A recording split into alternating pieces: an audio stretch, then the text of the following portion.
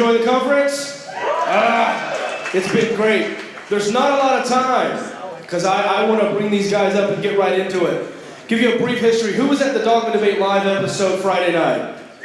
Okay, awesome. Thanks for that. So I briefly told the story, so I'll catch the rest of you guys up. Basically, 2013, the first ever live broadcast of Dogma Debate at a convention was actually in Dallas.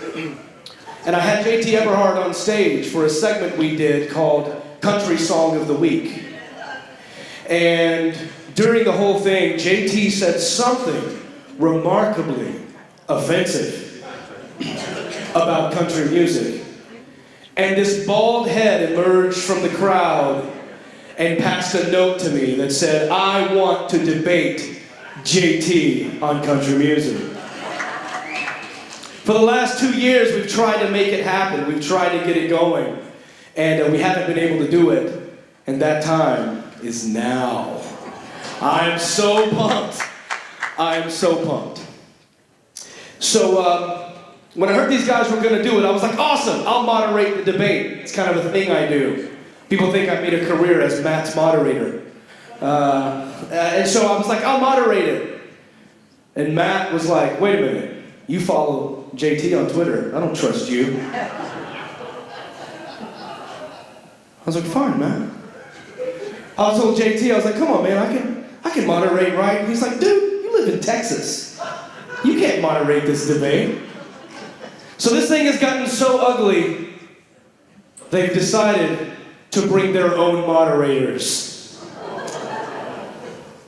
So I would like to introduce your debaters for this evening. The man is classically trained in music theory and is currently, believe it or not, the world music debating champion. With his moderator, Neil Carter, please welcome JT Eberhard!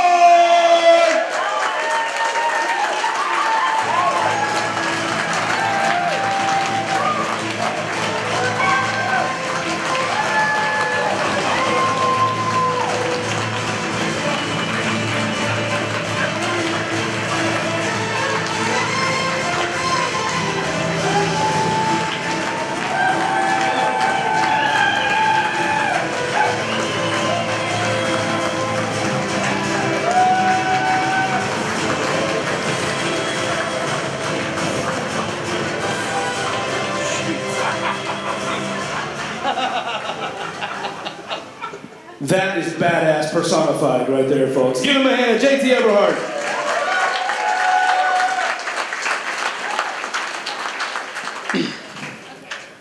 And now, his challenger. If there is an instrument you can name, this man can play it. And he's decided for his moderator, no one would work other than the wonderful Shelley Siegel. Please welcome Matt Dillahunty!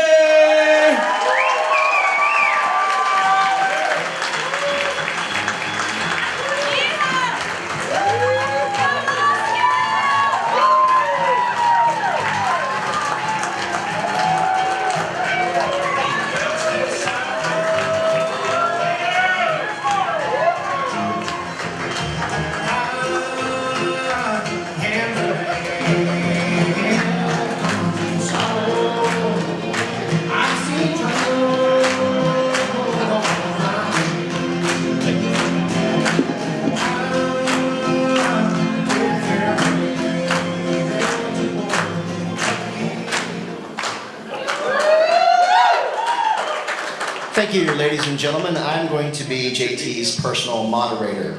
Now, I'm going to announce the format, and as we proceed through this debate, JT is going to have 15 minutes for opening remarks, and then Matt will have 10 minutes in order to do a rebuttal. Excuse me, sorry, no, I have to object. Matt is entitled to equal amount of time. Equal? Absolutely. But he's wrong. find that out as the debate continues. Well, what about 14 minutes and then he still gets 11 minutes? Would that work? Absolutely not. That's completely unfair. It's perfectly fair. We're skeptics here. We're atheists. We don't like to have unfair advantage, although often we do. What about this? This is country music we're talking about. The scoop of the earth. We'll settle for 13 minutes. How about 13 and a half? Would that be better? Would you that would be 13? I think. Okay, 13 minutes if JT debates on one leg. That's fine. But if that's the case, then Matt is going to have to use nothing more than 3-syllable words. That's not going to be difficult to still win with. Well, okay, guys. We don't need those. Okay, no more moderators. We don't need a moderator for this debate. Get out of here. Get out of here. I'm sick of both of you. I'm sick. No more than 3-syllable words. The country singers use that kind of language anyway. And we don't want him to stand on one leg because we know he hasn't got a leg to stand on. All right. Okay.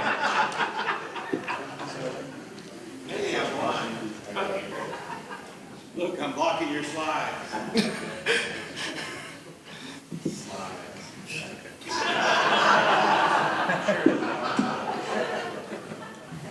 All right. There's a screen capture I literally took yesterday when I was putting my slides together. So as far as my laptop knowing I'm wrong, the whole internet, Google in fact, if there is a God, knows that Matt is wrong. All right.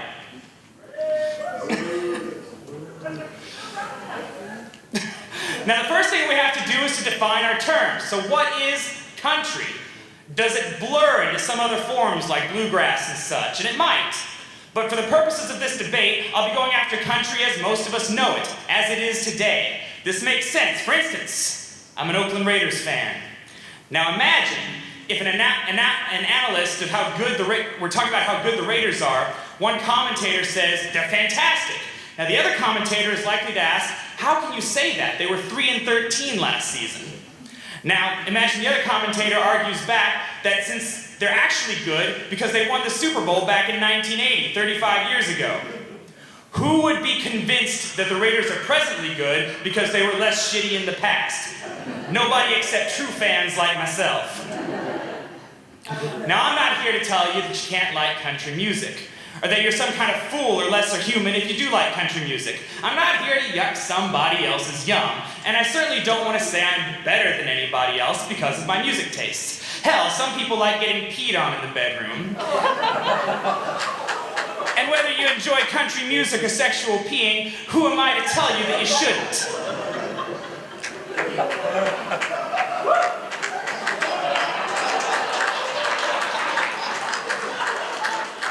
I think we figured out what next year's debate's going to be.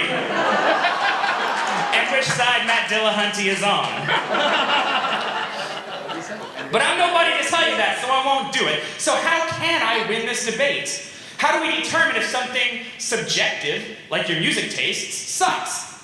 Well, while acknowledging that which music, books, and movies we like is subjective, we should also admit there are objective standards out there among people who study those disciplines by which it's determined that English students should read something like George Orwell's 1984 as part of their coursework as opposed to, say, Twilight. Or that film students should be encouraged to emulate pillars of cinematic excellence like Forrest Gump rather than something like Manos, The Hands of Fate, or even worse, God's Not Dead. In order to study music as an art form, we must develop standards like these. Otherwise, the summation of collegiate study of music, literature, and art, or more, would be, well, I like this artist better than this other artist. Now, you might say, hey, Manos, The Hands of Fate is my favorite movie of all time. That's a subjective judgment, and nobody can say you're wrong. However, when you say something like, Manos is the greatest movie ever made, then you're appealing to objective standards of good filmmaking, and that's a debate you deserve to lose. So if we're debating, does Matt Dillahunty like country music? I'd be in trouble. But since we're debating, does country music suck? As Obi-Wan once told Anakin, it's over, I have the high ground. Now, these standards by which the experts judge literature or music transcend popularity, and rightly so. This is why Matt cannot say that country enjoys a certain level of popularity to argue that it doesn't suck. If you need confirmation of this, look no further than the Bible. If popularity were the judge of something's objective artistic value, then the Bible would be an objectively better piece of literature than To Kill a Mockingbird. It clearly isn't. And one can imagine what type of standards a person who studies literature might deploy in order to establish that. So while it could be debated which standards are best, there should be three that jump out immediately. The first is innovation. How creative are you as a songwriter? Do you demonstrate an ability to use techniques unavailable to your peers, or have you blazed new territory yet untouched by others? I should have put shorter transitions in this. Lesson learned for next time.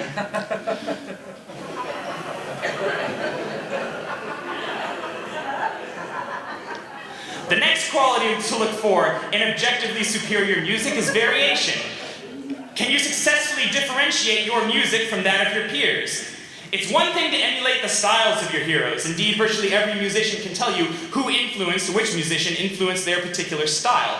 But while emulation is how we pay homage to our heroes and how we grow as musicians, this is vastly different from copying. And on this front, country musicians largely fail to achieve variation, which brings us to our first video.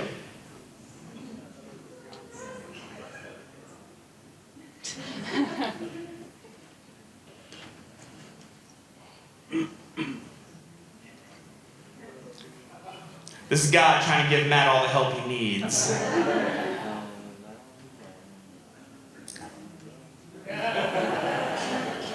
If there's a hell, Verizon belongs there.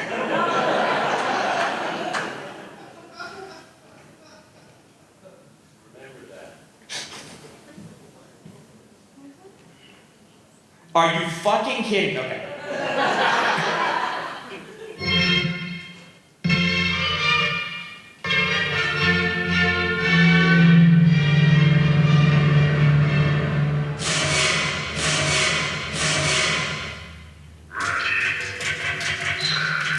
These are 6 of the #1 country hits from a few years ago.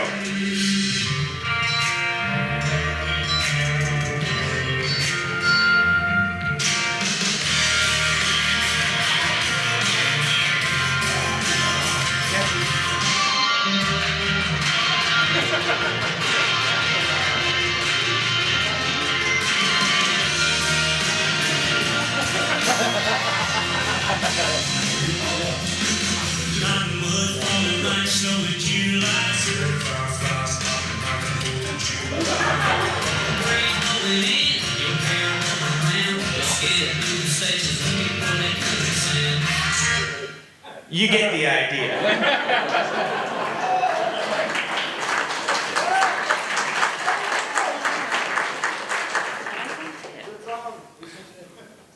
Who sings that? Every country singer who sings that.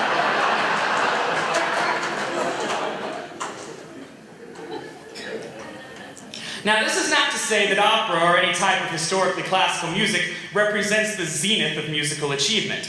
My Theory 3 class in college was taught entirely out of the Beatles songbook because the Beatles used complex chording and creative voice leading. From the Beatles, you can learn how to effectively use 9th chords, 13th chords, and more, just as well as anybody in the spectrum from Beethoven to Bach. However, I can scarcely think of a time a country artist could be used in the same way, because from past to present, those things are largely absent from the entire genre. And the last standard is the level of skill demanded. While a rock vocalist like Tommy Shaw of Styx could easily navigate the vast majority of country songs out there, the same cannot be said of pretty much every male country singer who may attempt the music he sang on the regular. The same holds true with songwriting. about as simple as music gets, is a small assortment of tertiary chords arranged with little to no rhythmic variety and resolved in entirely predictable ways. This represents the majority of country music, which is why a classical composer could crank out a country song in relatively little time. Meanwhile, the people who write country songs could not create a symphony given great amounts of time. And while many country artists have switched to other genres, you rarely if ever hear of somebody achieving an education in music so they can do country. The reason is simple. Very little musical understanding or skill is required to participate in the genre. Now, that's not to say that country composers can never display musical mastery, nor is it to say that talented singers can't sing it as well. It's just saying the lack of talent simply isn't a barrier to entry in ways that it is in some other forms like opera. Now, failure to live up to these three major standards of art isn't all that sinks country. There are many more arguments available to me, and I only have time for a handful. Content!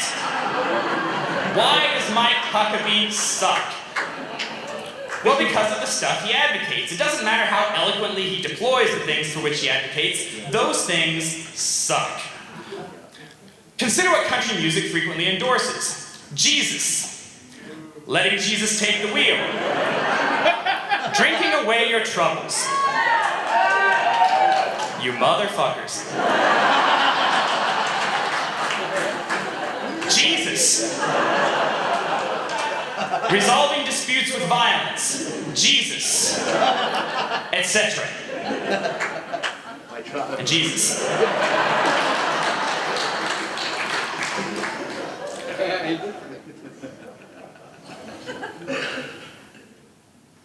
And for an example of this, or at least how other artists have caught on to this, I give you Bo Burnham. Modern sort of stadium country music is sort of the exact opposite of that, where instead of people actually telling their stories, you just got a bunch of millionaire metrosexuals that have never done a hard day's work in their lives, but instead of just sort of figuring out the phrases and the words that they can hammer in their crowd with, they just sort of list these words and phrases off, Mad Lib style in every song and the hang through them. Words like dirt road, cold beer, blue jeans, red pickup, rural down, simple attitude. We're not singing, just talking about it like this. No shoes, no shirt, no shoes, you didn't hear that.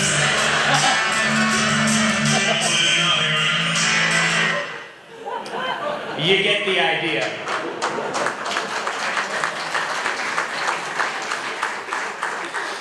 To continue with my arguments, behold the steel guitar, a staple of country music. This thing is fucking impossible to tune. And if you can't tune one of your staple instruments, your live music is often going to sound dissonant when you don't intend it to. The Johnny Cash argument. Talented country music musicians are out there, so how can you say the whole genre sucks? And it's true, talented country singers do exist, or country songs exist that satisfy the criteria to distinguish good from less good. Now, it's also true that some creationists have PhDs in scientific fields. And just like the scientifically literate creationists represent the exception rather than the rule, so do artists like Johnny Cash. Pointing out a rarity amongst gods of country artists doesn't rescue the entire genre any more than scientifically literate creationists rescues creationism. The Mozart effect. Several studies have shown that listening to Mozart temporarily augments a person's spatial reasoning skills. Conversely, listening to country just makes you statistically more likely to vote Republican.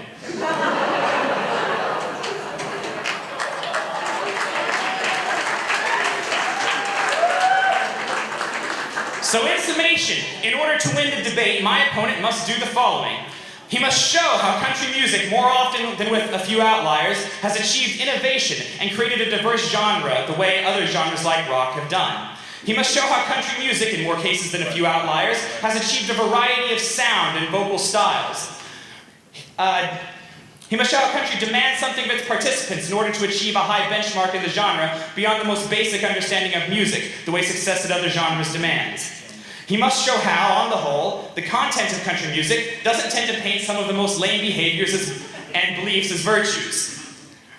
and this damn microphone's in the way, he must explain how a steel guitar can be tuned and be made to hold its tuning. And the greatest players in the instrument's history have not managed this, so I'm not holding my breath. And bear in mind, these standards are clearly because these are the clear and obvious standards required to achieve victory. In the completely unbiased arena I've painted for you, in this environment of fairness I have crafted, where only the true possessor of truth can emerge alive. In this ring, where it's not just about winning by any underhanded means necessary, but about preserving the integrity of debate. This is how it must be. So there you have it. I'm not sure why Matt's gonna even bother taking his time to rebut me.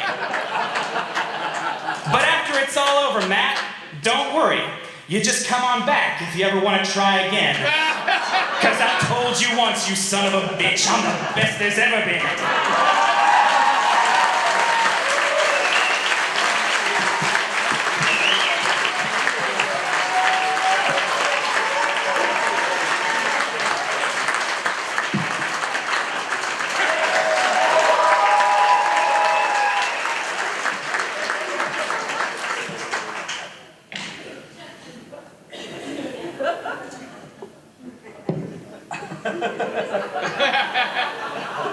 Shoot him.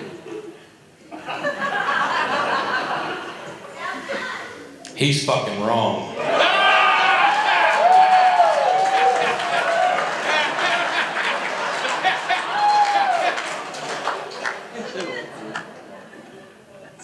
Will y'all just take my word on that?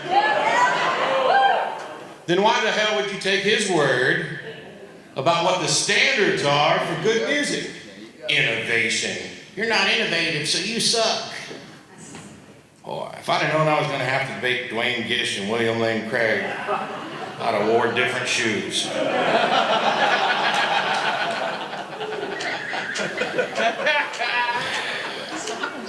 When are we going to hear the modal logic ontological argument for the suckiness of country music?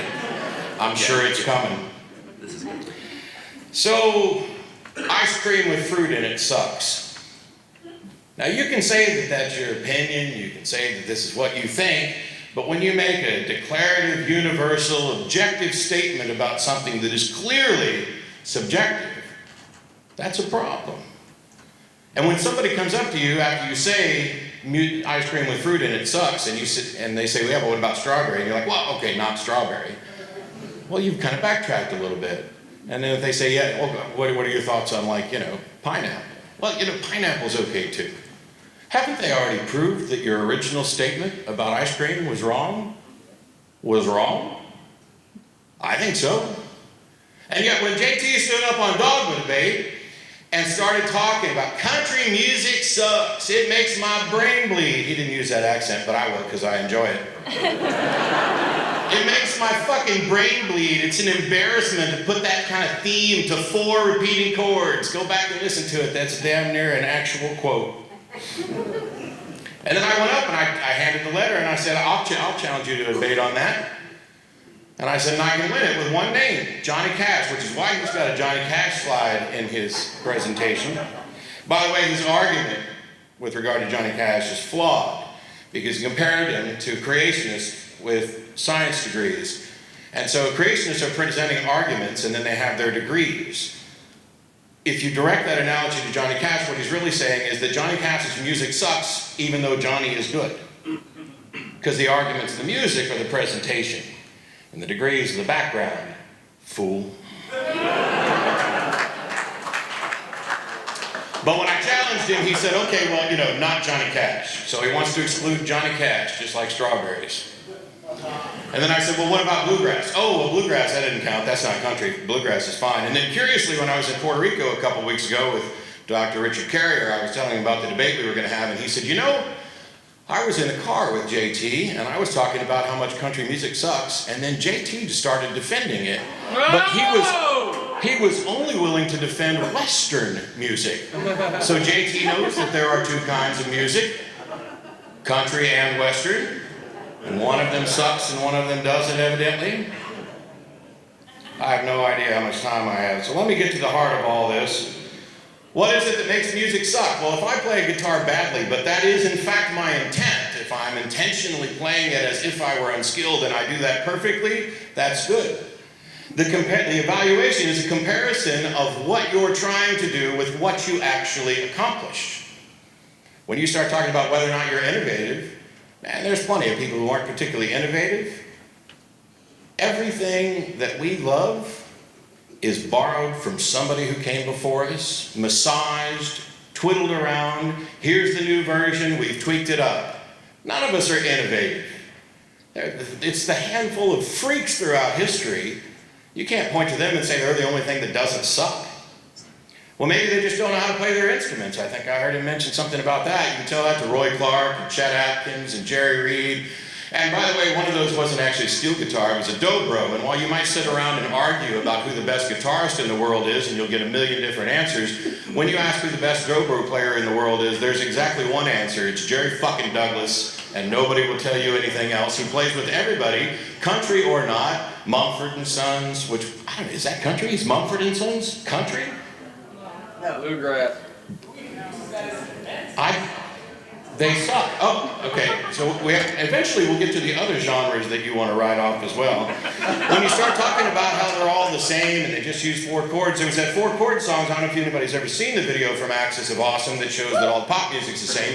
And what I find particularly ironic is JT wants to lament about how terrible it is with 4-chord songs, and yet I have a picture on Facebook of us sitting in Memphis with me playing the 4-chord song on a ukulele with JT standing behind me singing and enjoying the fuck out of it.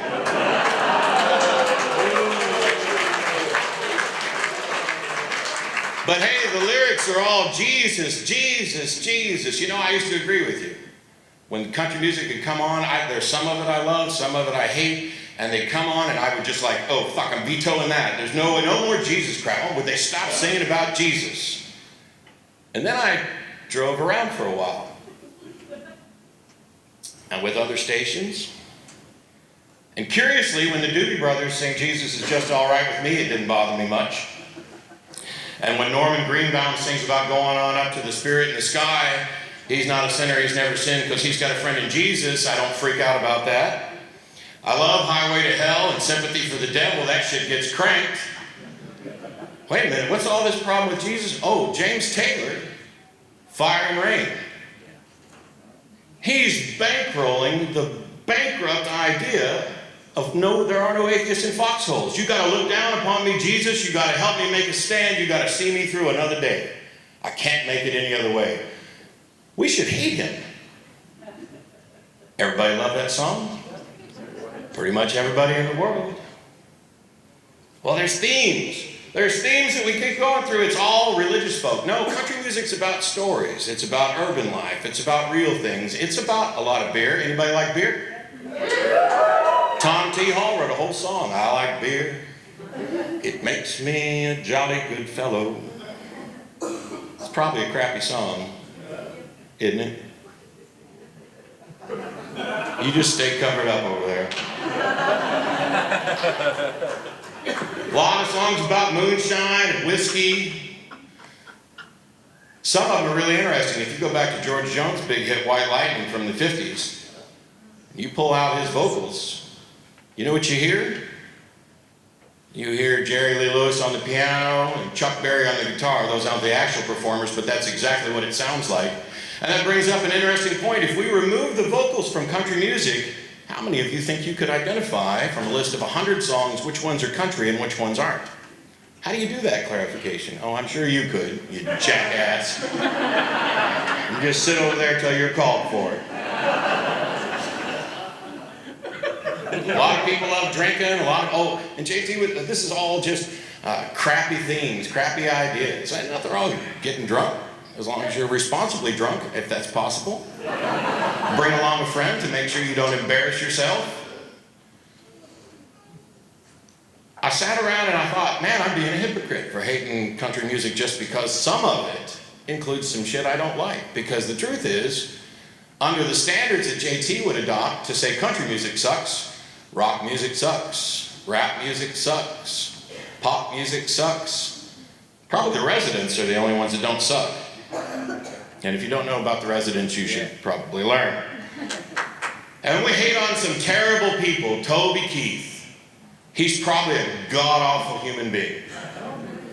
And I know he loves him some Jesus. And yet, curiously, his most popular songs talk about how he had sex with 2 twin sisters in an incestuous little romp out of the bar because he was the only cowboy there. I love this bar. I'm trying to get my drink on. And oh, what's that really freaking awesome one? Oh yeah, Weed with Willie, where he laments how he will never smoke weed with Willie Nelson again. I'm sure Jesus is proud. The truth about most religious references in country music is that they're folk religion. They don't match up with any denomination. They don't have a lot of substance. And when I was a Southern Baptist, we announced the crappy Jesus references in country music just as quickly as we denounced rock and roll as satanic. And we were stupid and wrong about those, just like we were stupid and wrong about a God. But there's a lot of things that people don't know about country music that I thought I might mention, just in case you're one of the people who, by default, thinks country music sucks. Girl bands. You don't hear about girl bands in country music. You know why? Even Dixie Chicks, they don't really call them a girl band. It's just the Dixie Chicks. There's not that many of them. Because country music is full of strong, powerful women taking a stand on all sorts of stuff, and always has been. When you take a look at a Google search for the best pop acts or best rock acts, and you look at the list of the top 100, there's not one woman in the top 25 of that search result. Madonna comes in at 26. There's exactly one other woman in the top 100, and that's Aretha Franklin.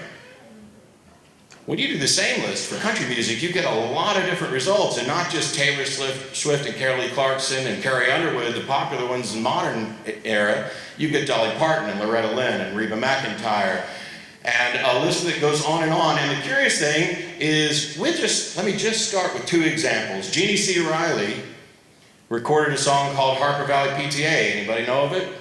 Yeah. Written by Tom T. Hall. It's a story that basically, in the late 60s, says stop slut-shaming people. Her daughter comes home with a letter from the school board about how she's wearing miniskirts and carousing around with men, and she goes to the school board and says, "Bite me, you frickin' hypocrites." That's pretty strong for 1969. Loretta Lynn had somewhere between 9 and 14 songs banned on the radio, including songs like Rated X, which was a big testimony to the double standard that divorced women have to deal with versus divorced men. You're branded Rated X if you're a divorced woman.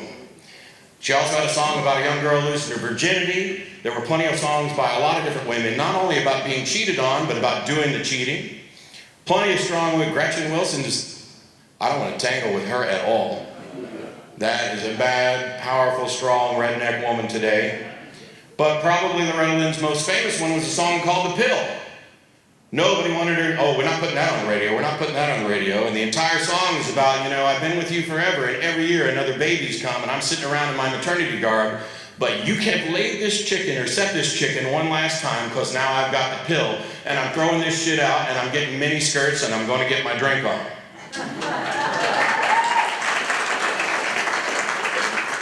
Dolly Parton has been a fabulous vocal supporter of marriage equality and gay rights. I was going to go with Miranda Lambert, but evidently since she got caught cheating, I probably shouldn't. But the truth is, most of the reason most people hate country music, they don't really know that much about it. They don't know much about its history, how it comes from Celtic roots. They don't know the difference between country and bluegrass and western. The truth is, for most people, and maybe not you enlightened Pastafarians, it's about accent shaming and culture shaming. These are the people who sound stupid. These are the people who are uneducated. These are the people who can't English. They can't play their instruments. All they talk about is Jesus and beer. This is the racist South, and I want nothing to do with it. You and your music can fuck off back to the woods. But that's not really a fair assessment. If you haven't bothered to listen to it, if you haven't bothered to study it, then by all means, I'm not here to convince you country music is awesome. You should all love country music. Let's form a 200-person-piece country band right now and go out and make music that changes the world. All I'm saying is that not all ice cream with fruit in it sucks. You want to know why I think it's about accent shaming? Look at some of the most popular current modern country artists. Shania Twain, Canadian. Gosh, that's the South. Then we went really far south and we pulled Keith Urban up from Australia. Although he sounds like he's from Tennessee sometimes. Taylor Swift. Well, that's pop music. Well, it didn't used to be. Once upon a time, she was actually doing country music. Doesn't sound too twangy. Yeah, you don't have to like it. You like whatever you like. I don't like JT, but I work.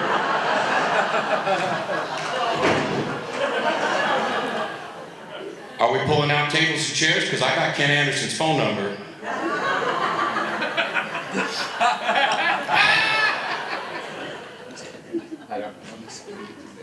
Oh, yeah. All right. So, not to take it all serious, but educate yourself. Figure out what it is that you hate and why. Because every other time you've hated something that you didn't know much about, and then you bothered to investigate it, I think most of you will have found, wow, I probably shouldn't have hated that so much. I don't necessarily have to enjoy it. It doesn't have to be my thing, but if I'm just going to sit around and hate on it, why? And isn't that rather small-minded?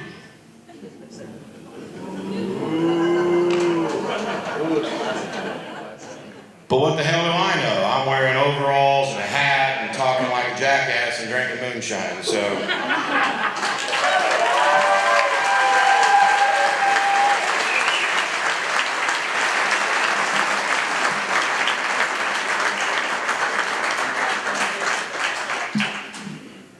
We should say that.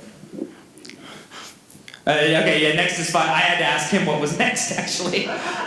So next we have 5 minutes of questions to one another. And I'll go ahead and start off since I'm winning the debate at the moment. How carefully you fell into my trap. Matt, is carbon dioxide a pollutant?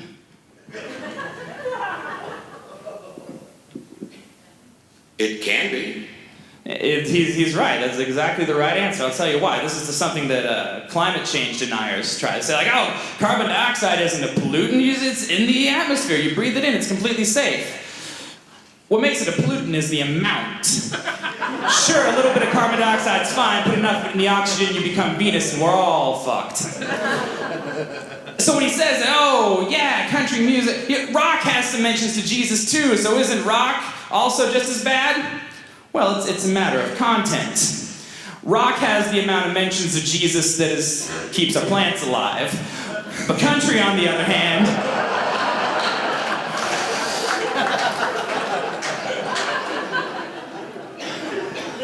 I don't know that it's actually killing anybody. Let's see, how many rock artists have died from drug overdoses versus how many country artists? I mean, these are the experts, right? Aren't they living the dream? Oh, that was your question. You know, It was somewhat rhetorical because I really don't have anything to ask you until you ask me something relevant rather than an analogy about fucking plants. Oh, okay, then, so... Boo! Too much? Too soon? Sorry.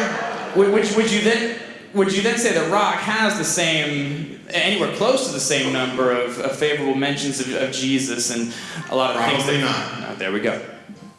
So the reason that there's a difference here is because you didn't go on Dogma Debate and say rock music sucks, or pop music sucks, or there is music that sucks, or some music sucks, or some music sucks sometime. Instead, you said country music sucks as a declarative, objective standard, and then went on to talk about how it makes your brain bleed, and it's just for... I'm curious, you don't seem to talk about any of the other suckage. And I don't know if you've actually listened to enough country to be able to objectively or even reasonably evaluate that.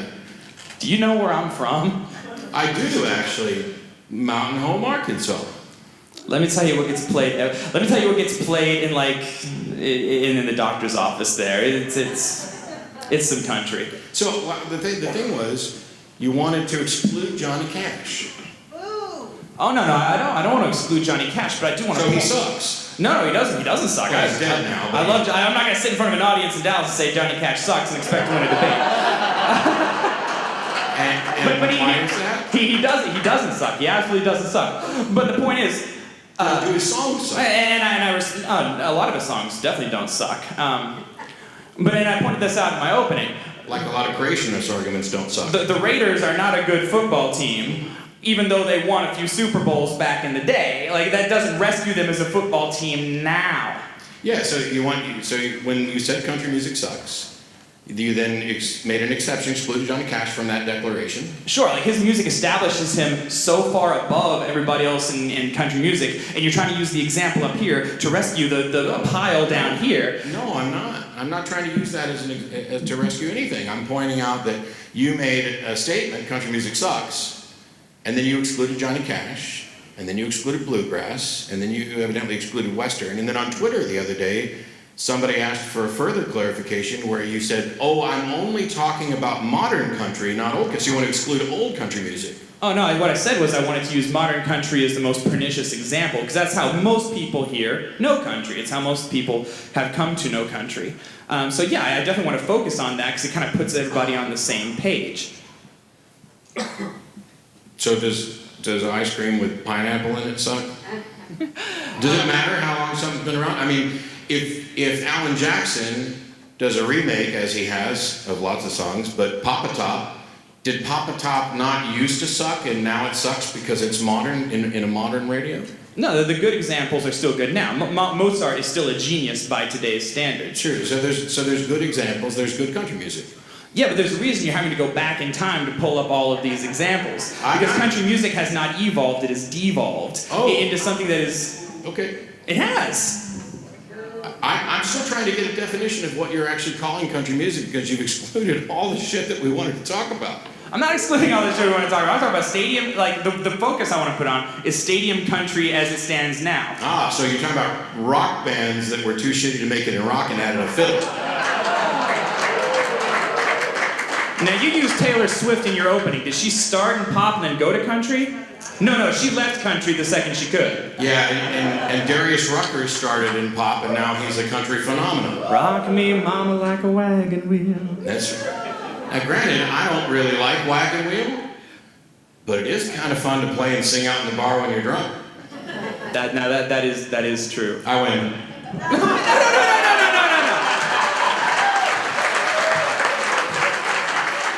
Did the Cubs win the World Series once? Yes, I win. They're a great baseball team. This wasn't once. We sang it 2-3 times last night. It was awesome. Okay, whose question are we even on right now? Who cares? Feel free to ask whatever. We're going to take audience questions for a couple minutes, not very long, because we got closing remarks to do. And then I'm going to leave with the women he arrived with.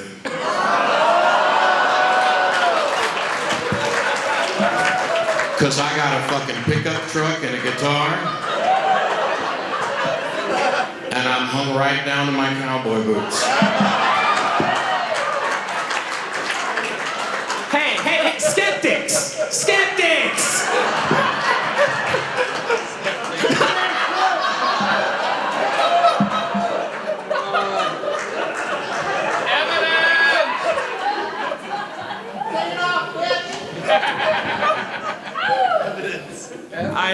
I don't know what question to ask. I'm kind of floundering here. I feel like I'm up against the ropes. I got this on the line. You could hit me over the head with your little plastic belt if you want. No, I've got to tag out. I need someone. I've got to tag out. Hold on. Who's this? Oh my God, it's clearly guilty. No! Tag it. All right, here's the deal. Modern country music is what we're talking about because it's what we all live in, right? Okay, modern country music is representative of a society that is anti-intellectual and pro-Jesus for the purpose of government control, because if you get a whole bunch of people in one small setting that believing in one small thing and you repeat that through a lot of music, you get a lot of votes really quick.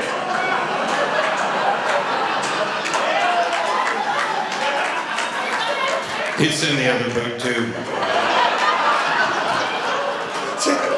Sorry, we were fact checking. Wait, so you're saying modern country music is a government conspiracy? No, I'm saying that it's part of a societal bent that promotes anti-intellectualism. Because if you would have said it was a government conspiracy, I would have just conceded, because it's right there with fluoride and... It's not too late to change your answer. Now, I would also like to speak to another point that hasn't been brought back up yet. Okay. The thing about the steel guitar. Okay, so I don't know if any of you have heard of a very well-known guitarist named David Gilmour of Pink Floyd fame, who does in fact play a very finely tuned steel guitar You picked the worst fucking tag team partners all the ever. time. So I would posit then, what is it about the steel guitar? Is it the musician? Is it the instrument? Or is it the genre? How did we get to the idea that somehow it's bad in one genre and not in the other? Because in one it can't possibly be tuned. You just said David Gilmour. Who are these tag team partners? One more thing. You were talking about country music artists that push social issues. Name one from like Tag out, you're done. 1990 or forward. Name one from 1994 that did what? That puts social issues in a positive way. Really? Beth. Dixie Chicks. Almost got completely blacklisted for talking shit about George W. Bush. You know, I've seen popular women go from modern alternative music, thinking, you know, Nicole Kidman, Jessica Simpson, and pop. They moved to country and they disappeared. You never see them again. But then you have Taylor Swift and Miranda Lambert and any number of others who started in country and couldn't get away fast enough. So, if you look at this, there's one song that comes to mind when I think of what epitomizes country music. Red Solo Cup. I have written more songs about drinking beer than any one man should ever do. And if Red Solo Cup is the best country music has to offer, we're all fucked. I love how you cherry pick the worst examples to try to make a point. But by the way, how many people here have heard Red Solo Cup? How many people have drank from a Red Solo Cup? How many people have been to an outside party where Red Solo Cups were the icon? How many people have played beer pongs with Red Solo? How many have tapped their foot to Red Solo Cup even if you didn't think you were gonna like it? Yeah.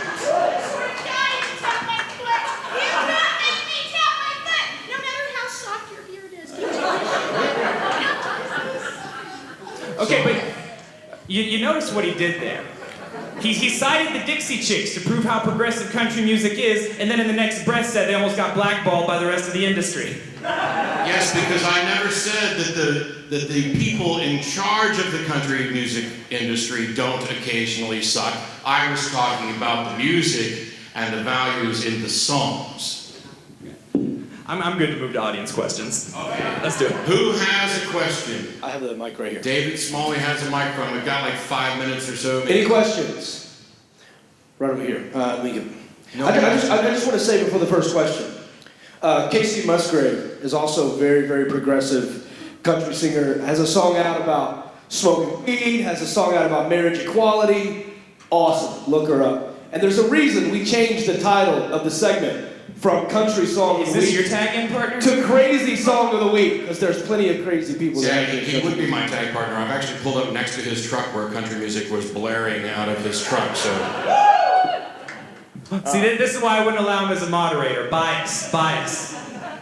My question is for Matt. I think you've offered a brilliant defense of country music here today. Thank you. So thank you for that. How would you feel about maybe offering similar support in polka music?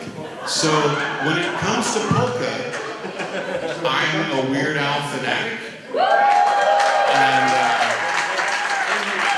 while I can't actually play an accordion yet, it's on the list. I love, so the 4-chord song that Axis of Awesome does, it shows that all pop songs are the same, just the same as you could do it for country. I think Weird Al's actually been doing that for, I don't know, what, 40 years now? 30, 40 years. Hey, let me show you how all these songs are the same, because I'm just going to play this polka rhythm, and I'm going to put polka face in there, and let you giggle. So yeah, I can find something in almost every genre of music that I like. But the big thing is I'm not just going to go around making broad, declarative, this sucks type things. I don't know.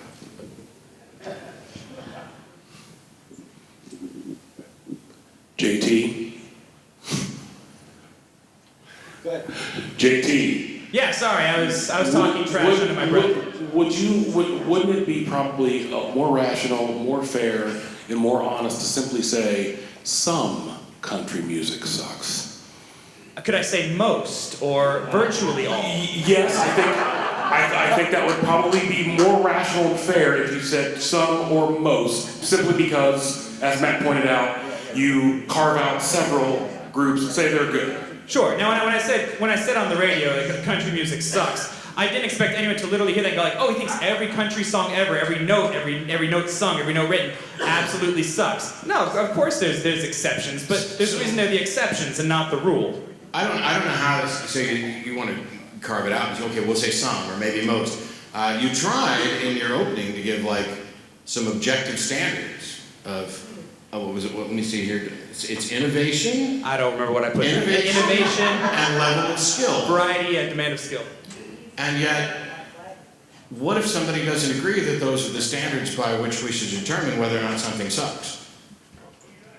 Well, you're talking about a subjective judgment. Someone's like, oh, it sounds good to me. But at the same time, the people who study it have to have some means by which they determine that To Kill a Mockingbird is better than Twilight, or that Forrest Gump is better than God's Not Dead. Yeah. Like these things are objectively better in terms of the art form. I don't agree. Okay. How many mystery challenges do you get? I have a question about the idea that because you disagree with many things within a culture, that culture has no art form to offer.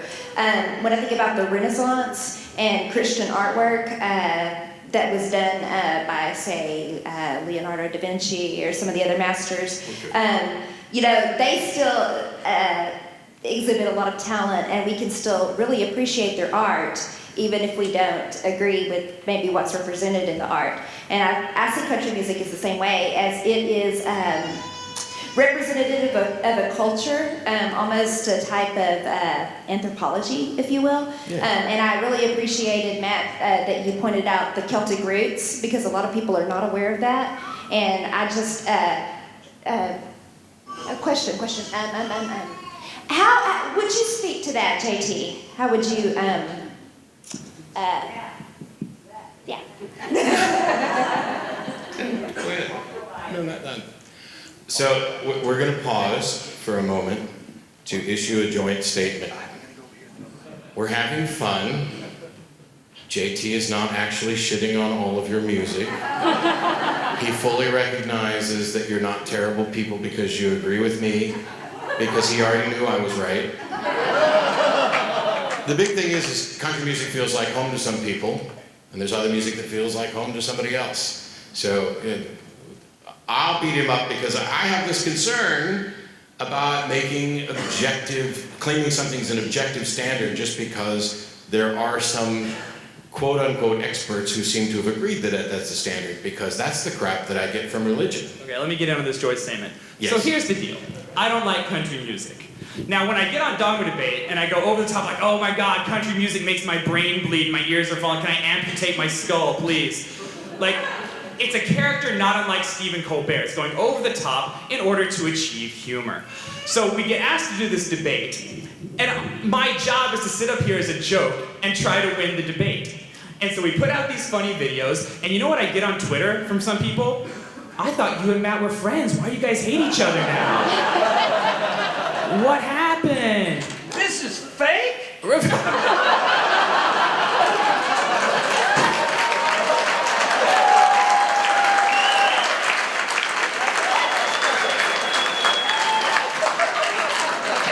But something else happened, in addition to the people... Getting upstaged at our own debate. I know. That's Emery for you. There was something else that happened apart from the people who didn't quite get it. Oh, yeah. Yeah, the people who didn't quite get it. And I even sat down next to Matt yesterday and I was like, you know, I'm a nice guy, and my job is to come up here and try to win the debate as a joke, because everyone knows this is a joke, right? Yes. Okay. Hey, so that was a part of the joke. I'm getting there. And I sat down next to Matt and I'm like, I'm really worried I'm going to offend some people, because, you know, my job is to sit up here and try and win the debate. And like those 3 standards, I pulled those straight out of my ass. That's what I thought! Straight out of my ass.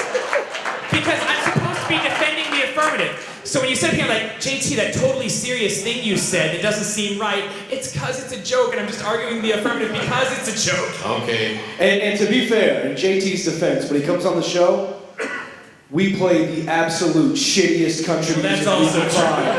On purpose. Yes. Do we have time for another question? Right here. Yeah, one last question. This is a 2-part for both of you. All right. First question, Hannah Montana or Miley Cyrus? Miley Cyrus. I'm torn. I want to say Miley Cyrus, but I don't want to agree with Matt. Miley Cyrus. And my second question is, Taylor Swift in the Romeo and Juliet phase of her life, or Taylor Swift in the Shake It Off phase of her life? I don't follow Taylor Swift nearly close enough, apparently. I have no idea. I'm okay with both, but I would probably prefer the Romeo and Juliet whiny, brooding, blah, blah, blah. I'll take the other one just to contradict Matt. So last little part of the joint statement before we get to our closing arguments. Oh, wait, go ahead. You had one more question. As someone who lives with JT who will not stop singing, I know you have a favorite country song. I would like you to sing it to Matt. What is my favorite country song? It's My Maria. No, it's just one I don't hate. Sing it. I can understand the Sing it. Sing it. Sing it. Sing it. Sing it. Is there anyone in the audience named Maria? Do I get someone to sing too? This reminds me. You just change your name to Maria. I guess that's true. My name to Maria. Guys, now I'm torn. I want to say that. My Maria, don't you know I come a long, long way. I want to say that.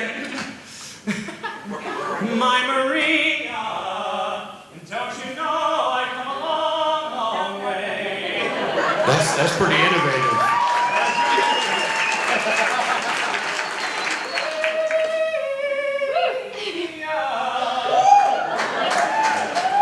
I give you credit, that's really innovative to steal a country song and make it sound like opera.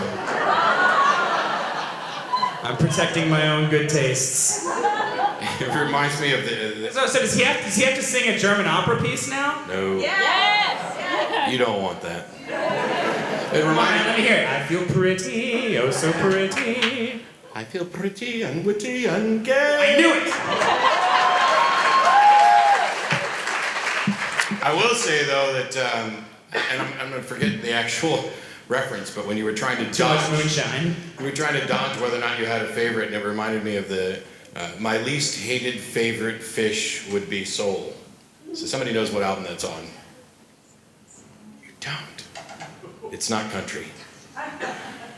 So the last little thing we wanted to say jointly before I crush him with the closing remarks is we specifically avoided one area of country music on purpose. We should play a song and see where they come. No, we're not playing any David Allan Coe or any other racist crap, because there's still some of that left. Hank III has a couple of issues as well. And we didn't want to cite the absolute worst of something or the absolute best of something in order to judge it. And so I will freely admit that while country music doesn't suck, there's mountains of country music from the mountains that is hateful and racist and shit. Hateful and racist and shit. Great minds. Right. Get to your closing remarks, boy. You know, we covered most of what I planned to be my closing remarks in our joint statement. Patience. Yeah, the thing is, so take something like Green Day. I love Green Day. You're lucky to find a fucking key change in a Green Day song, let alone more than 4 chords. Yeah, what you like, it doesn't matter if someone shit it out. If you like it, it's your thing, and that's cool. And oh, I was like, ooh, he brought me the good mic. That must mean I won. Mostly I wanted to frame my part of the debate, because Matt and I have done team debates against creationists and religious people before, and I wanted to frame my debate in a way that shows, like, here's what I'm doing to try to win the debate in a completely underhanded way. Remember the William Lane Craig and the Dwayne Gish slide? Like, I started out by framing the debate, and I was hoping that some of you would hear that, and I admit later that I pulled the 3 academic standards completely out of my ass, even though there might actually be some academic somewhere who use that to determine, here's why we teach you Mozart and not Billy Ray Cyrus. But at the same time... Who only used 2 chords for the song you're about to sing. But yeah, in order to win the debate, I had to do that. I had to try and take it away from something that's subjective, so Matt couldn't just sit up here and be like, I like country, so...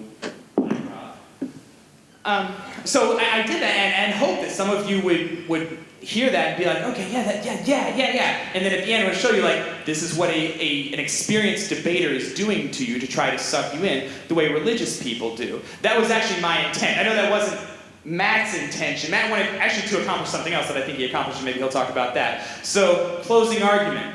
Fuck Billy Ray Cyrus.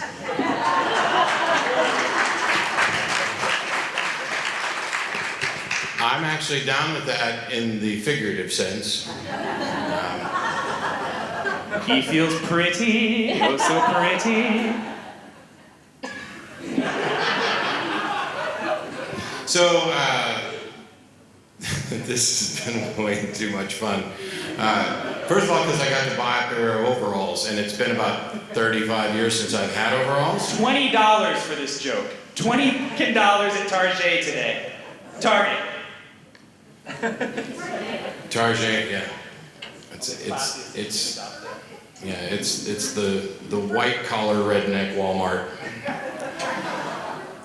But I like all kinds of music, and if he'd have said on Dogma Debate that rock sucks or pop sucks or new age sucks, or actually maybe not so much that. I don't know. Dubstep. Yes. Skrillex sucks. Wait, no. The thing is, the background of country music starts with some Celtic folk music and then some Western stuff with guitar, and then this merges in the mountains to mountain music. Yeah, I know David Fitzgerald's in here was to tell me you'd be like Scottish ballads. Scottish? Surely some of you, we're atheists here. No Scottish ballads. Thank you. The Scottish ballads were also part of the basis for bluegrass when they diverged in the 1940s. Like, that's some of the roots of both of them, and I love Scottish ballads. And then they all get merged together with one big-ass label in the 20s as country music, so that we can, I don't want to say what the intent was, but what the result was, is that this becomes the Southern music. This is the blue-collar, low-rent, not great thinker music. And later on in the 50s, you'd be hard-pressed to tell the difference between some of them. And the same is true in the 80s. We listened to 8 or 10 Dolly Parton songs on the drive up. And you can hear her music in the 50s and how it sounds like 50s pop and rock. And in the 70s, it sounds like 70s pop and rock. And in the 80s, all of a sudden, you get the drum machines and the synthesizers, which suck. I really like the 80s. That's going to lose me the debate. I love the 80s, but I'm just saying, if you're going to objectively say something sucks, getting rid of half of your band to let a machine do something that sounds... Okay, the shittiness of other genres doesn't rescue another one. That's true. Fair point. Any Styx fans in the house? Anyone like Styx? Yes! But the other thing is, it's really hard to narrow down. What the hell is country? What isn't it? There's 5, at least, Sirius XM country stations that are back to back to back, and I've been listening to all of them nonstop for the last month and a half in preparation for this ass whooping. And I had to veto a lot of songs, but there was a lot of stuff on there that I liked, a lot of it I didn't think I would like that I liked, and here's what I learned. There's a lot of crossover And music is changing, and it's constantly changing, and the label that we put on something to say this is country may not make any sense much longer, just like what's a human being and what's an ape. Where are we drawing the lines? Are we drawing lines for good reasons, or are we drawing lines to marginalize? Go ahead, Zach. So there's rap in country music now, metal, and some of them have taken rap songs like Snoop Dogg's Gin and Juice and turned it into a bluegrass hoedown that's better than the original, and I'll tell Snoop to his face.